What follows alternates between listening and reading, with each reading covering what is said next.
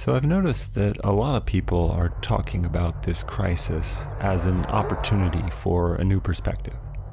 To take a step back from our ordinary day-to-day existence and ask, what are we really doing here? Yeah, right now that's kind of hard to answer, but we can start asking questions. And one tool that's really helped me in asking the right questions is the tarot. If you're not familiar, you might associate it with fortune tellers or new agey wishful thinking, but it's actually a really helpful tool for understanding where you are and where you want to go. Okay, first a little background for anyone that's totally new.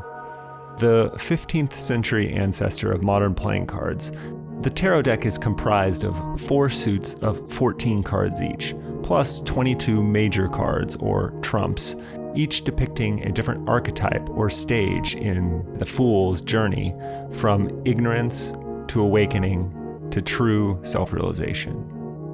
Through the centuries, the deck has evolved and been imbued with a lot of Judeo-Christian mysticism, occult symbolism, and other layers of meaning. But at its heart, the narrative of these 22 cards and the supporting characters provided by the 4 suits tells us a universal story about the path of personal growth through life, death, and rebirth. So it's a valuable psychological tool for understanding and making meaning of life's various ups and downs. But it can also be something a little more mysterious. For many, it can serve as a portal into the unconscious mind, a key to the strange magic of intuition and synchronicity. Everyone has a slightly different way of drawing cards from the deck, and whether done seemingly at random or following some internal intuition about which card is calling out, the chosen cards will more often than not eerily correspond with one's personal life or larger current events. Now, the skeptic in me will say that there's nothing magical going on, that this is just the mind's way of seeing itself in the mirror of these universal archetypes. Which could be true, but the longer you play around with these things, the more frequently strange and unlikely the coincidences become. I found that when you let go of that need to qualify and explain away experiences that you don't understand, and for a moment just release yourself to the beauty of the mystery of not knowing how things work, you'll find that profound wisdom is able to quietly sneak through. To help illustrate this, I'll share one particular example that I found really interesting. Like many of us trying to stay positive in this time of isolation, I've been having a strong desire to connect and create, to share something that's meaningful to me with those I care about, who are sheltered away in their own socially distant little worlds right now.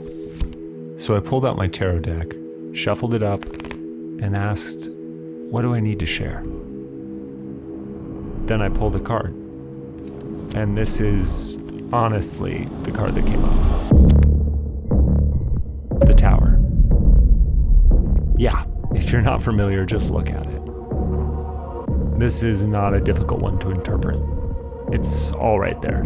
Calamity, collapse, imminent death, the complete destruction of a towering sense of self that's been built up brick by brick, day by day, thought by thought, atop which sits our crowning achievements, our precious identities, the pictures we proudly hold up for the whole world to see. Yeah, kind of obvious, right? Global pandemic, economic collapse, widespread death, and personal upheaval. Like, no shit, tarot, tell us something we don't know. So I drew another card. The 3 of Pentacles. Okay, take a look at this card. What do you see? I see a mason working in an alcove of some great stone structure, like a cathedral or maybe He's speaking to 2 others. The clergyman here with the handsome friar cut, and another colorfully dressed individual holding what looks like architectural drawings. Now, this card is traditionally interpreted to be about work in all its various forms. This guy in his yellow apron is clearly the worker being directed by the other 2. Ordinarily, you could say this represents the importance of collaboration, shared vision, the union of technical skill, creative passion, and some higher purpose in achieving your finest work. But when paired with the Tower and viewed at this particular moment in time, the Three of Pentacles could take on a very different meaning. And that's the beauty of the tarot. There is no one correct meaning. Sure, there's the traditional meaning, the one other people will tell you, and then there's what you see. And it's what you see that holds all of the power. I don't know about you, but right now, when I look at this card, I see someone who's trying to build something based on somebody else's idea of what things should look like. Look closer. Do you see a clergyman and an architect? Or do you see a father and a mother? Or a boss? Or a teacher? A politician? Maybe a fashionable influencer? How about past versions of yourself that you just don't recognize? So whose plans are you following here? Let's put the two cards together. What do you see now?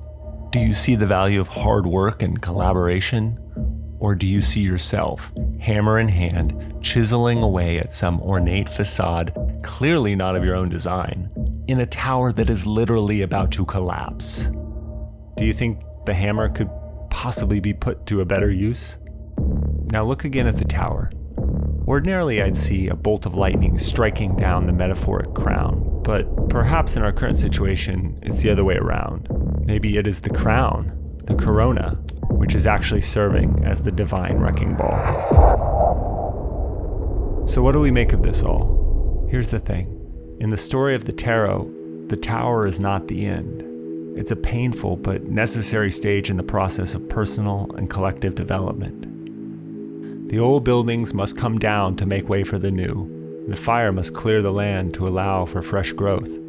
There is always darkness before the light.